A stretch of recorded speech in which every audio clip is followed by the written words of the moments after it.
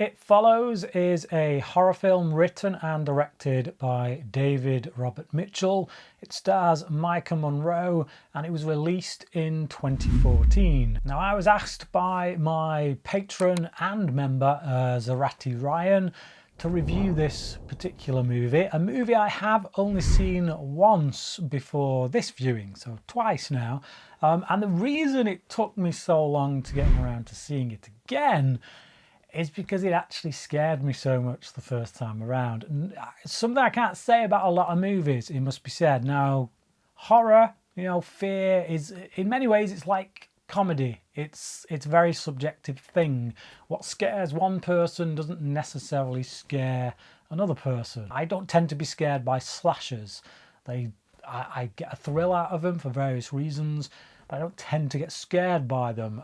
Things of a spiritual nature, things like The Conjuring, films like this, they tend to dig a little deeper with me. I know for a lot of people, just doesn't. They're scared more by slashers and things like that. So, very subjective thing, but yeah, first time around, this film made a real lasting impression. I recognised its greatness, but didn't really want to go back to it. I was fearful of going back to it, I should say.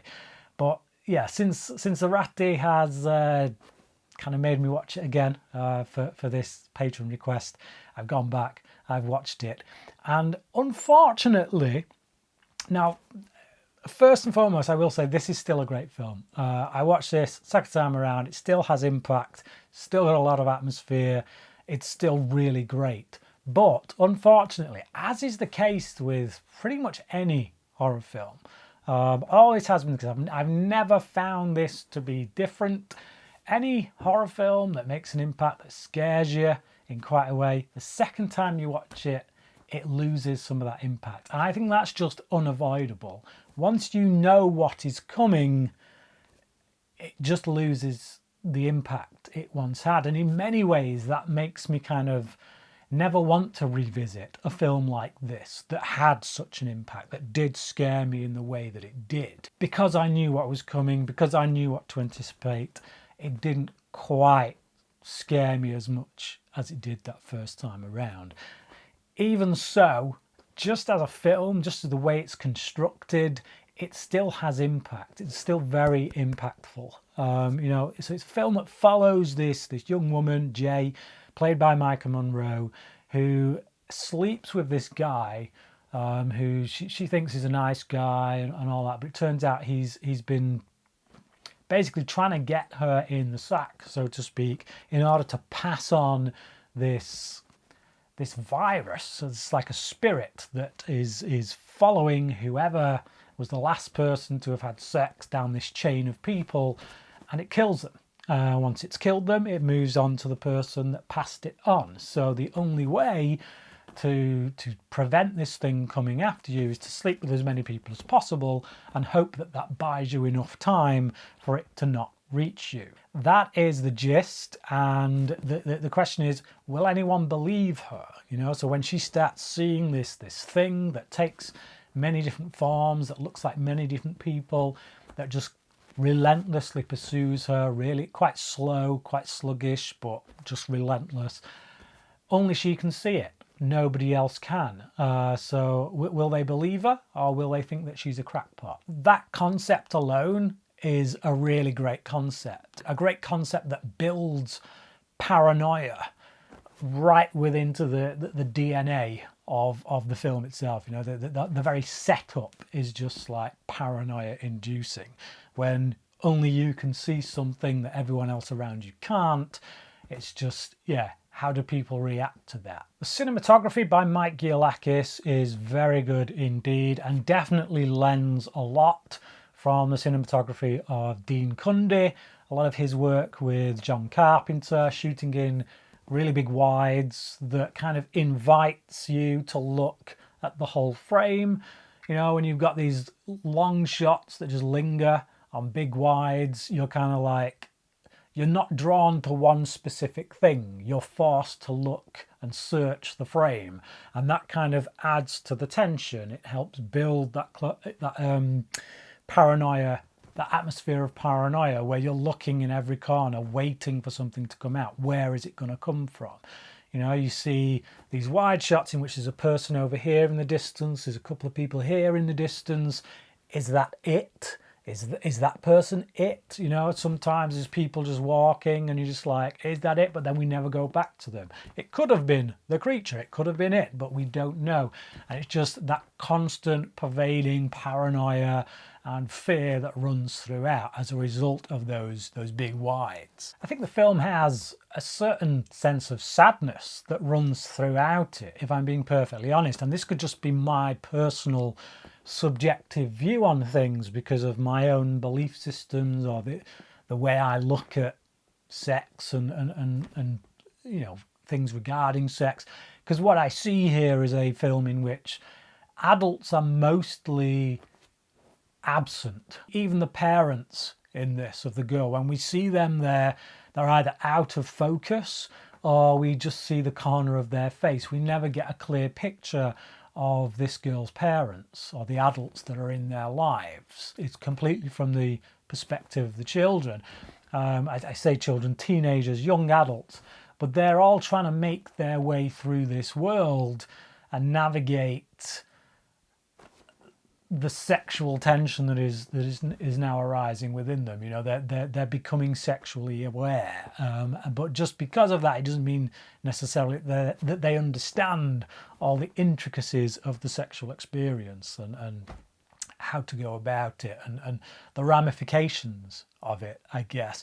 So when I look at it, there's a sense of sadness that these people are just kind of desperately searching for something and thinking that it might be found within the sexual act, and then once they do it they realize all they find is trouble.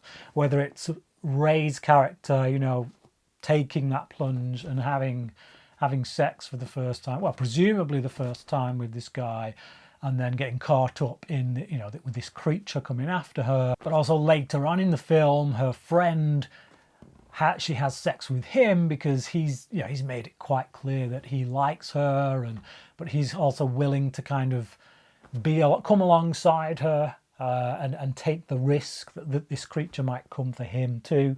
And after their moment, after they've had sex, there's this little kind of awkward moment in which he asks her if she feels different, and she says no, and she kind of turns that question on him and says, do you feel different? And he's, no, not really. And it's this kind of sense that, yes, that what they're talking about is the creature. You know, do they sense that this thing is after them? Do they get a sense of that? But there's also the underlying thing there that actually after this act of sex they're not changed, you know, physically, emotionally, this, that and the other. And it's just, there's a certain sense of sadness there to me personally about that, because it's just been reduced to an act. They're doing this out of function rather than any true sense of love. And I feel like that's a commentary on sex amongst teenagers or within the world of teenagers in general, and the lack of understanding that comes with doing it at too young an age.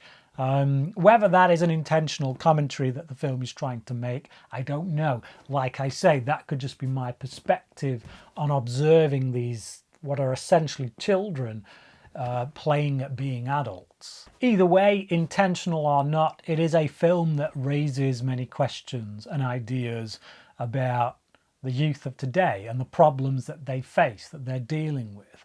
You know, we're living in a culture saturated by sex, by telling them that what they have to be and how far they have to push things in order to be an adult. It is quite an interesting aspect of the film that the time and place can't really be pinned down. A lot of the things we see in these people's lives, whether it's the cars or the TVs or their mobile devices, seem very aged. They seem vintage. There's a lot of vintage kind of period pieces that would harken back to an older time. And yet, clearly, when we look around and you know, really focus on other things around them, there are modern cars in here. There are modern, you know, like there's a girl who's on a mobile device that's clearly a modern device, and yet it looks like it's on something that's from the 80s. But so yeah, very deliberate attempt there, I feel, by Mitchell to not date this film by setting it in a very clearly distinctive time. I think because of that, the film itself will age pretty well. I will say that there are moments in the film that get just a little bit too artsy for me. Like, obviously, David Robert Michell, he comes from an art house background. He made one film before this, was very art house and very kind of what I would say was probably not my cup of tea. I like an art film, but there are some that I just get a little bit too kind of pretentiously arty. And there's a few moments in this where you feel like maybe he's trying to say something, but what he's trying to say gets lost in the pretentiousness of whatever is being shown. There's a moment where Ray is in a swimming pool and she has an ant crawling along her arm, and she dips it under the water and lets it drown. And I kind of sat there for a moment thinking, what is this actually trying to say? What are we meant to learn from this, and the way that it feeds into the overall story? Is it that she is treating this insect in much the same way it ends up treating her? I don't know. It's just, to me, it's moments like that perhaps get a little bit too pretentiously arty, where at the end of the day, whatever Mitchell is trying to say with it gets lost on me. And maybe that's just that I'm just not smart enough. I don't know. That could very well be the case. Those moments, as I say, they're few and far between. This is otherwise a very tense, very expertly crafted horror movie that, even though I know what's coming because I watched it for the second time, it still sends chills. It's still enough to creep me out. So yeah, very good movie indeed. I'm going to give it a 4.5 out of 5. And I do think this is one of the best horror movies ever made. Is it a film that I'm going to revisit loads and loads of times? Probably not. But it's one that sticks in the mind, and that's what makes it so great. The fact that long after you've watched it, you're still thinking about it. There are images that are still lurking up here, and that's what a really truly great horror movie should do, or any great movie for that matter. So yeah, 4.5 out of 5 from me. But what about you? Why don't you tell me and Zarati, who requested this review, down in the comments section what you think about It Follows. Would love to know your thoughts. Thank you for watching this video, and until next time, cracking.